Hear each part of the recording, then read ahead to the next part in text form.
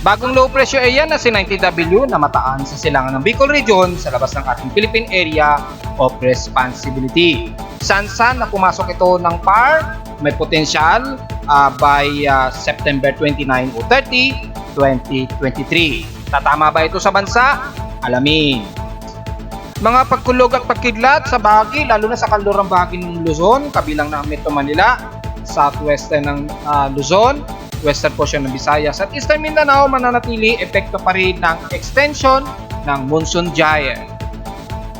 At extension ng monsoon gyre na magpapaulan lalo na sa silangang bahagi ng Mindanao at Visayas, aasahan pa rin ngayong araw. Moon and Saturn conjunction naganap kaninang umaga.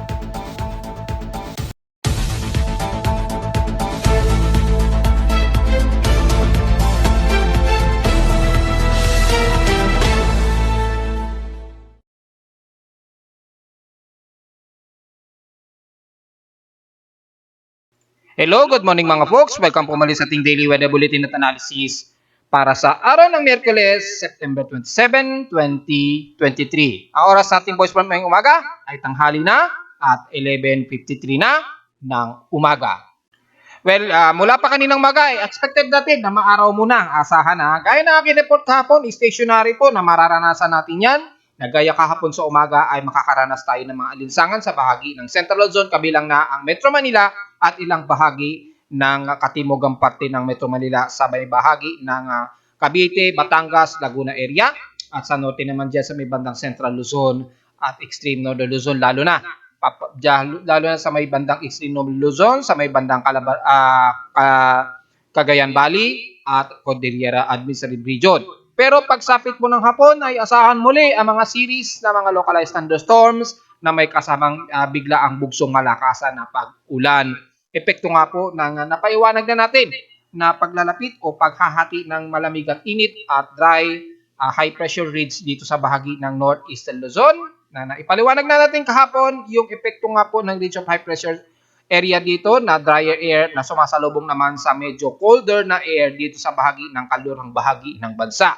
Yung pagitan na yan ay magkakaroon po ng aasahang mga pag-ulan na may pagkulog at pagkilat na aabot na naman sa moderate at violent thunderstorms.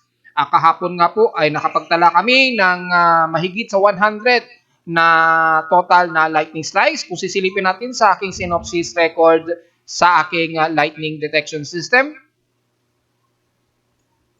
ay since past 24 hours, nakapagtala kami ng total of stroke statistics. Since past 24 hours, 1,200 o 1,300 rather, ang stroke count. Pero yung total, ang signal count na nasagap na aking lightning detection system all in all sa Southeast Asia, maabot ng mahigit 10,000 signal statistics. Signal yon, signal count. Hindi pa yun yung mismong lightning count. Yung lightning count kasi, yung around Southeast Asia, maabot ng mga 1,300 strokes since past 24 hours. Pero yung actual detection ng aking lightning detection system dito within sa Pilipinas ay umabot ng total of 144 total lightning strikes. Ito ay puro cloud to ground mga folks na nag-active since past 24 hours. So, ang probability ay 100%. Yung stroke ratio ay southeast. Well, yan nga po yun sa bahagi nga po ng extreme Northern Luzon hanggang dyan na po sa may bandang Mindanao area. Yung stroke bearing niya kung saan yung series ng mga lightning strikes ang na-detect ng ating lightning detection system. Kaya mamayang hapon lalo na ay paghandaan at mag-iingat po dahil asahan pa rin ang tuloy-tuloy na pagkulog at pagkidlat. Sa ating current conditions ngayong kasalukuyan, overcast, gloomy po, mahangin at mostly cloudy po umiira sa atin sa Caloocan City, so asahan sa buong Metro Manila. At bukod dyan ay hazy po tayo na umiiral despite na medyo mostly partly to mostly cloudy ang makikita natin base sa ating live CCTV snapshot at may pagsikat ng araw. Probably mararamdaman natin yan at kita naman sa ating air quality monitoring, nasa index of 51 pa rin o moderate ang concentration at 12.23 micrograms per cubic meter at particulate matter 2.5. So magmas pa rin po mga folks despite na partly to mostly cloudy at may pagsikat ng araw. magkaka-epekto pa rin yan o mararamdaman pa rin yan lalo na mamayang hapon. Samantala, sa lowest temperature na nitala na weather station kaninang 12 ng madaling araw, AM, ay nasa 25 degrees Celsius, ang pinakamababa. Medyo chilling na to chilling na ang pakiramdam nito sa katawang natin yan dito sa Caloocan City. Pero kahapon nakapagtala kami ng medyo maalinsangan at 33.7 degrees Celsius, kahapon ito ng tanghali, 12:37 PM. So ibig sabihin lamang bahagyaring mataas ang ating heat index. Kahapon at 44.8 degrees Celsius ang naitala kahapon sa aking weather station. Pero kung titikit natin sa weather stations ni Pag-asa nationwide, ay mayroong dalawang nangunguna sa may pinakamataas na heat index, ang Calapan Oriental Mindoro at ang Borongan Eastern Samar. So ibig sabihin lamang yan mga folks, ay medyo nangunguna pa rin sa amin at 44.8 degrees Celsius ang aming init pandama na mas mataas ng bahagya sa dalawa na aking binanggit na lalawigan.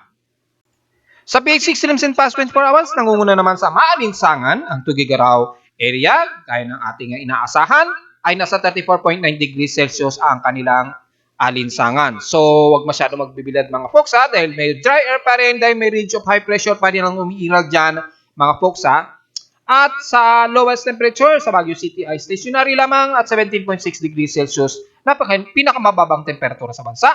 Sa inulan naman, in past 24 hours sa may Pag-asa Office, Science Garden, nasa eksaktong 100 mm ang total rainfall sa kanila. Pumapangalawa sa amin dito sa Caloocan kahapon at 73.5 mm naman ang total na inulan kahapon sa amin. So sa loob ng 7 araw ay nasa 162.9 mm ang total rainfall.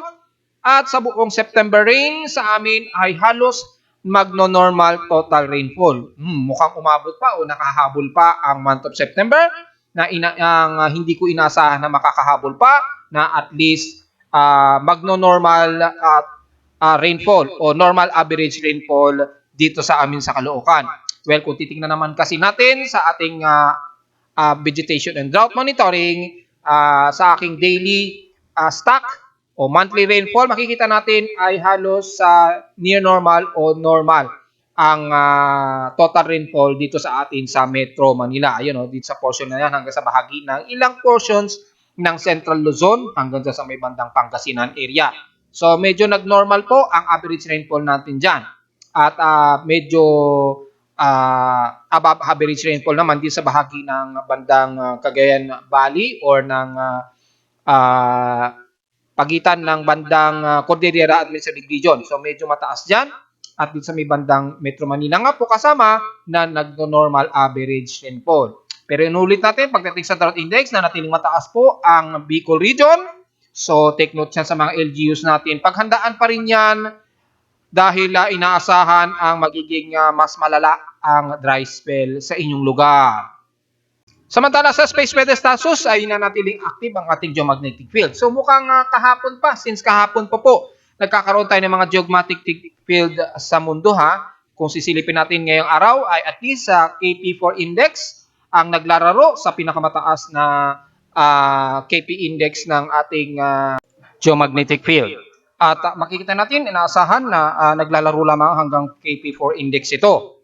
Pero sa 3-day forecast naman ng ating KP index base kay NOAA ay mukhang uncertain kung magkakaroon pa ng geomagnetic field since ang ating sunspots ay very active sa coordinates of 3435, 3445 at 3447 yung kanyang CME emission. Kita naman dito sa aking webpage yung sunspots niya. At so far medyo mababa naman ang mga sunspot diameters nito o by kilometer miles na naglalaro lamang hanggang 30 ang maximum kilometer miles nito. So asahan natin ang kanyang TEC o total electron content ay apektado naman kabilang na ang bahagi ng Luzon. Makikita po natin dito sa satellite imagery ng TEC kabilang na ang Taiwan at sa bahagi ng Pasipiko. So, isayahan natin na magkakaroon na naman ng interruption sa radio telecommunications natin, GPS, lalo na sa mga mobile phones, mga folks Kaya kung magloloko na naman ang ating mga local telecommunication companies kaya ni Globe o Smart, ay alam na natin ang posibleng mga epekto niyan dahil nga po sa umiiral na naman na ionospheric range o yung pagtaas ng dry variation ng total electron content. Makikita naman dito yung detalye sa aking website para makita ninyo. So, apektado ang Southeast Asia, kabilang na ang Pilipinas. Ang auroral latitude dito ay 60.5 degrees at solar wind at 467.9 MHz. So, solar noise niya is S3 to S4. Ang geomagnetic field ay aktibo po. So, asahan na natin na magiging yung degraded o yung solar flare probability of 56% according sa kanyang high frequency conditions. Mababa ang frequency band nito at 30 meters, 40 to 80 meters at 20 to 30 meters sa umaga. Sa gabi lamang ito magkakaroon ng moderate to fair na frequency conditioning bands. Ibig sabihin niya, para mas maintindihan natin, ibig sabihin medyo mahina ang reception o yung ganda ng functions ng ating mga signals by satellite transmission ng umaga. Pero pagsapit ng gabi ay magiging fair naman ito within 20 to 30 kilometers, 20 to 30 meters rather, o 40 meters to 80 meters ang taas. So take note yan mga folks. Wala tayong masyadong problema sa volcanic thermal alert status despite na medyo aktibo ang dalawang vulkan na si Taal at Mayon. So take note pa rin yan mga folks lalo na kay Mayon volcano. Sa ating outside humidity ay nasa 76% po ang ating outside humidity at wala namang pagbaba since last hour. So ibig sabihin may thunderstormy tayo ngayong araw dahil nasa 1,007 hectopascals po ang ating barometric pressure. Pero slowly daw itong bumababa. So, ibig sabihin po, expected po anytime ang pamumuo ng mga localized thunderstorms mga folks at mga pag-ulan, kaya i-ready ang mga payong. Sa ating high tide and low tide, may 3 hours and 34 minutes high to low tide or to be exact 3:55 p.m. So, medyo moderate ang level ng tubig dyan sa may Manila Bay. Tuloy lamang sila folks dahil wala naman tayong nakataas na gale warning so far despite na bumababa yung level ng dagat dyan sa Manila Bay. So mga 3:55 p.m. pa ito, maglo-low tide. So thank you dyan mga folks. At sa ating almanac para sa bumiyahe ngayong araw ay sumikat ng haring araw kanina ng 5:45 a.m. at inasang lulubog ito mamayang 5:49 p.m. At ang ating almost full moon na po at 93% illuminated na po yung kanyang waxing gibbous ay sumikat po, sisikat po mamayang hapon for 18 p.m. at lulubog naman ito kinabukasan na ng madaling araw for 16 a.m. At sa ating local weather outlook para ngayong Miyerkules at Huwebes, sinasa magiging klaro daw ang maghapon. Pero in real time, mukhang medyo sablay ang forecast na ito dahil medyo partly to mostly cloudy ang iiral at mga localized thunderstorms ang aasahan. Pero yung forecast ng precipitation ay accurate naman at 100% ang probability. Kaya ganun din bukas ang asahan natin na may pagka-partly cloudy ang ating magiging maghapon at mga localized thunderstorms. Typically, bumababa sa 1,007 hectopascals ang ating barometric pressure, asahan ang mga localized thunderstorms. Ang 2-day weather highest temperature and lowest temperature ay nasa 31 degrees Celsius and lowest temperature expected ay nasa 25 degrees Celsius. Well, dako naman tayo sa ating ginagamit na satellite imagery para sa mga uulanin ngayong araw. Well, expected po mula dyan sa may extreme northern Luzon, nagkakaroon ng mga ilang mga partially cloudy at trough, lalo na sa may bandang Aurora at Isabela region. Pero sa Ilocos Norte, Cordillera Administrative Region at Cagayan Valley ay so far ay medyo maliwalas at medyo malinsangan muna ang umiiral maging dyan sa may kalurang bahagi ng Northern Luzon, pababa ng La Union, Pangasinan at Zambales. Pero potentially, kung sisilipin natin yung actual VIR, ay mga ilang localized thunderstorms na po ang nag-accumulate sa may bandang Isabela at Aurora. So take note yan mga folks. Expected po ang mga kalat-kalat na pag-ulan ngayong hapon. At maaring tuloy-tuloy na po yan. At yung mga yellow haze na yan, ay ito na yung nagsisimula na condensation o evaporation na nagaganap. So expected po yan ngayong hapon ay magkakaroon na naman tayo ng mga pagkulog at pagkilat hanggang dyan sa may bahagi ng Zambales, Bataan, maging sa bahagi ng Metro Manila, Central Luzon, Bulacan, at dyan sa bahagi ng Calabarzon. Makikita natin yan sa BIR ay ito yung halos true color na nakikitaan natin at yung ilang extension ng monsoon trough. Dito sa may kalurang bahagi ng Luzon, extension yan ng Visayas at ilang bahagi ng silangan bahagi ng Mindanao. Siyempre, hindi lusot ang kalurang bahagi ng Visayas at Mindanao, lalo na sa may Zamboanga Peninsula at dyan sa may west portions ng Panay Island at Negros Region. Sa may eastern naman ng Visayas, dyan sa may Samar at Leyte ay magiging maulap din ang laki ng panahon. So expected na mga kalat-kalat o scattered rain showers.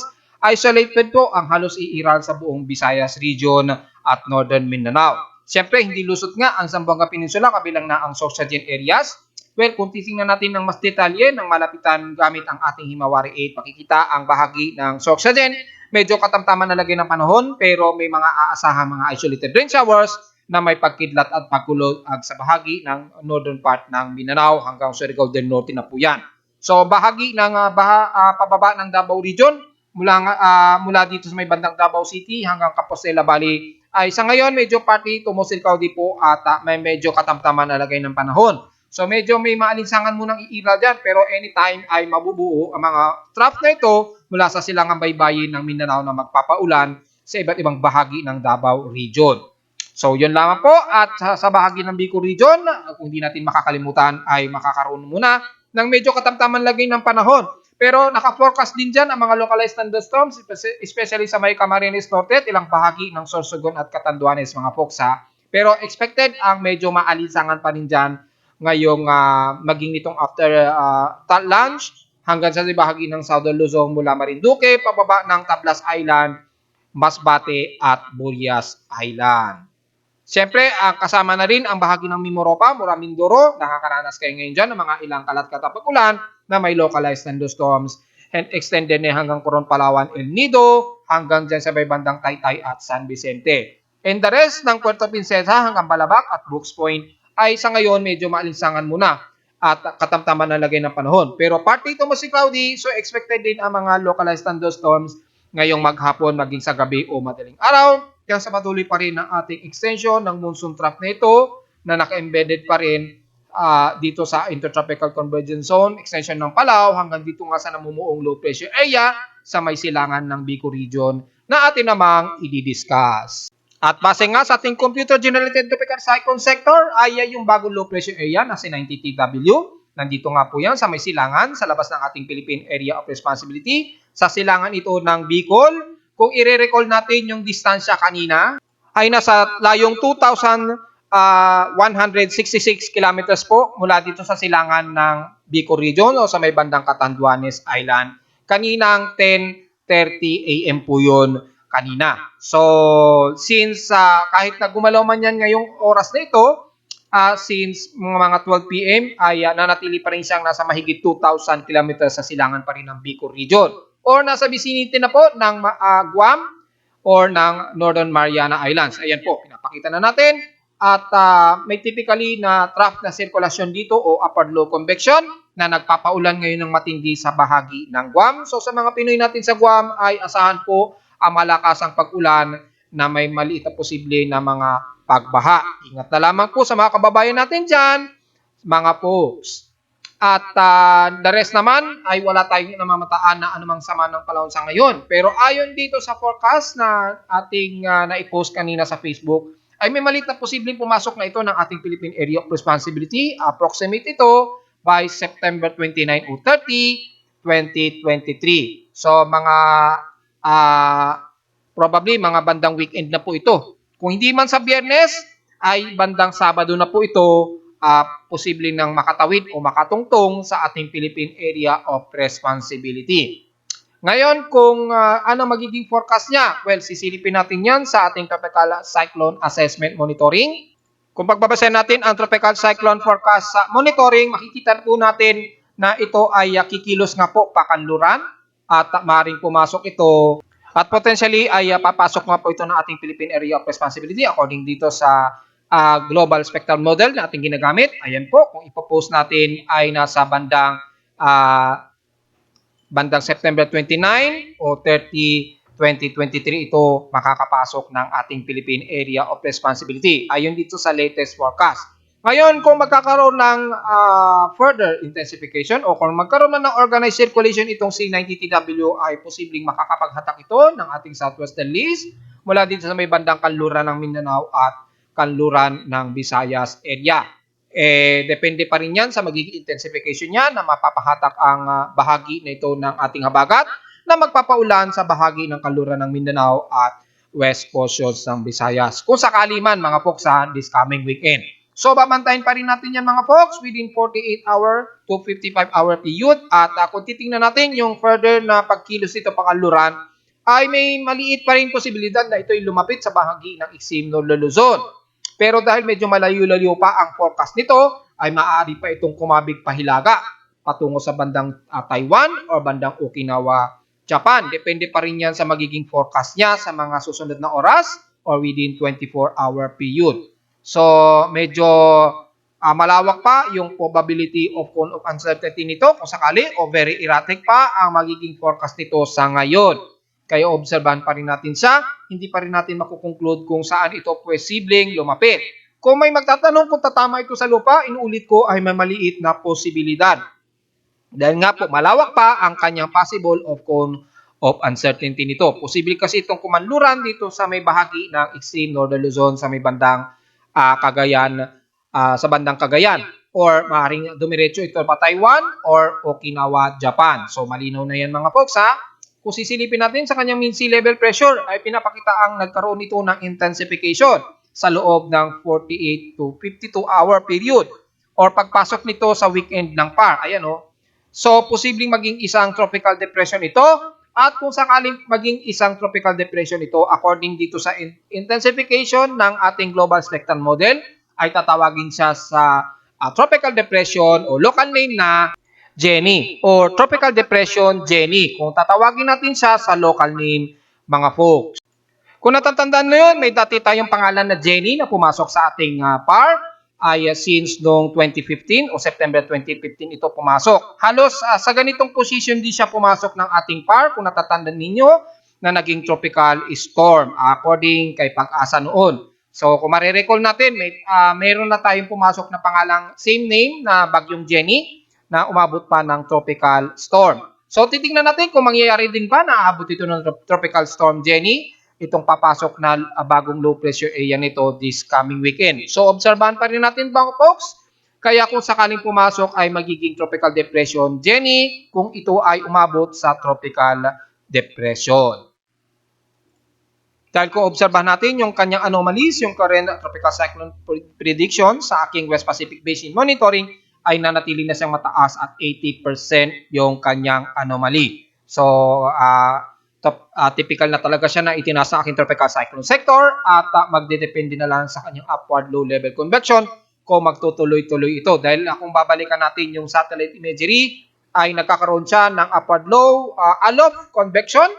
Yung kanyang upward circulation ay nagkakaroon na ng maganda ang nagiging organized development niya. Kung titingnan natin sa pinakaklaro dito kay JTWC, makikita natin yung kaulapan nito na mas pulido ang kanyang chrome o yung kanyang black and white colors niya. Pero kung titingnan natin sa actual satellite loop natin, kung babalikan po natin mga folks, ay makikita natin na medyo organized na yung pinaka-upward circulation nito. Ayan o.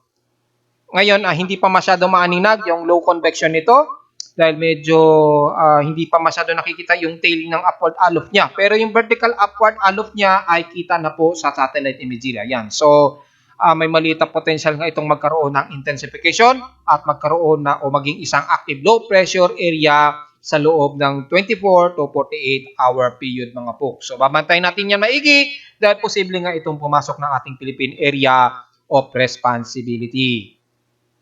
Ngayon kung pagbabasa naman natin ang mga computer models, medyo nagkaklaro-klarong ipinapakita ni GFS. Pero dito medyo malayo ang ipinapakitang forecast track dito kay 93W. Ito daw ay kikilos pahilaga. Samantalang kay ECMWF naman ay kikilos naman ito kapakanluran na halos tugma sa forecast ng Japan Meteorological Agency sa aking Tropical Cyclone Assessment Monitoring sa aking Global Spectral Model. So medyo nagtutugma si ECMWF at GMA sa kanilang mga forecast, except na lamang kay GFS sa ngayon. Pero kay NAVGEM, kung titingnan natin, very aggressive po na ito ay kumikilos medyo bahagyang pakaluran muna. Pero may tendency na paglapit nito sa may bandang north Eastern Luzon, medyo hihilaga ito ng kilos according dito. So, medyo erratic pa talaga po mga folks, hindi pa masyado nagtutugma ang mga forecast dito. Depende dahil meron kasing frontal system din dito na potential na maaring magpatulak sa kanya pa norte or gaya na aking sinasabi na may high pressure ridge po kasi dito na umiiral. Well, kung sisilipin natin ng sea level pressure nga, kung babalikan natin, medyo mayroong ridge of high pressure area dito dahil nga sa unti-unting umiiral na ang ating northeasterlies. So dito magkakaroon ng dependencies, yung kilos niya, medyo kakanluran muna siya, then potentially may maliit na posibilidad na makabig siya ng high pressure area, pahilaga, ganyan. So yan ang ating babantayan. Hopefully, ikabig na siya pahilaga o palayo sa ating bansa at wag na siyang magtuloy-tuloy patungo ng Taiwan o ng Okinawa Islands. So, within 48 nga po talaga o to 52-hour period ay malalaman pa natin kung ito ay mapapangunahan o magagapi ng high pressure ridge dito sa may bandang mainland China para maiwasan po na maglapit ito sa bahagi ng extreme Northern Luzon sa mga susunod na araw. So, paninatili nating babantayan. At may napansin din tayong isang bagong low pressure area na namuho sa may bandang Marshall Islands. According yan kay NAVGEM. So, titingnan natin yan kung magiging significant yan sa ating global spectrum model at mga mean winds circulation. Dahil sa ngayon, hindi natin siya nakikitaan sa ating global spectral model. So, titingnan na lang natin kung magkakaroon ng significant at sa ngayon ay nasa 20% ito na nakikitaan dito sa may bandang Marshall Islands. Maaaring ito na nga yung ipinapakita ni NAVGEM. Well, obserbahan pa rin natin yan within 48-hour period to 55-hour period kung sakaling may susunod kay 90TW mga folks ha. So, antabayan na lamang ang ating updates. Sa ating astronomical events, meron tayo kaninang umaga. Well, madaling araw yun sa atin na meron tayong conjunction ng Moon at ng Saturn. Ito ay nakitaan ng right ascension at separation of 2 degrees to 38 degrees. Ito yon according sa coordinates ko sa Pilipinas. Well, since past 3 hours ago, based on dito sa aking data feed, yung conjunction ng Moon and Saturn. Pero dahil maulap dito sa atin, sa Metro Manila at bunsod na rin ng maulap at medyo hazy ay malabo nating nakuhanan ito ng actual o live gamit ang ating teleskopyo. So medyo sayang, although mamayang gabi pwede pa rin nating matanaw yan mga folks ha, kapag may pagkakataon tayong makunan nito ay pwede. Kaya lang yung closing approach na ay hindi gaya kaninang umaga o kaninang madaling araw mga folks na nagkaroon ng close approach itong si Moon at Saturn. Well, maaaring makita pa rin natin yan na halos medyo conjunction pa rin siya. Pero hindi gaya na pinaka-critical na lapit kaninang umaga mga folks. At narito naman ating 3D 20 weather forecast para sa araw ng Miyerkules, September 27, 2023.